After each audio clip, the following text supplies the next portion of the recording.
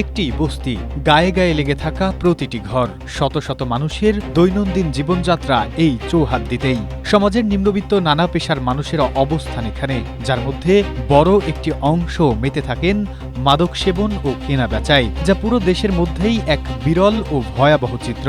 পুলিশের টহল চলে নিয়ম করে, তারা চলে যাওয়া মাত্রই আবারও জমে ওঠে মাদকের রমরমা বাজার। নানা কৌশল করেও যেন বারবার ব্যর্থ হচ্ছে আইন শৃঙ্খলা বাহিনী।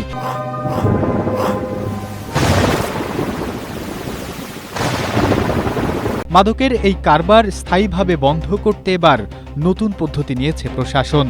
মাদক কারবারিরা যাতে অন্ধকারের পথ ছেড়ে অন্য কোনো পেশায় ফিরতে পারেন, সেজন্য বিচ্ছিন্ন করে দেওয়া হয়েছে পুরো বস্তির অবৈধ বিদ্যুৎ ও ইন্টারনেট সংযোগ।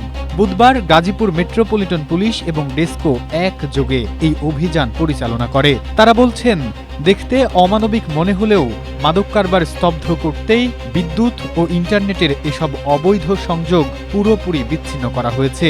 দেশের অন্যতম প্রধান এই মাদকের আখড়াটি টঙ্গীর হাজির মাজার বস্তিতে।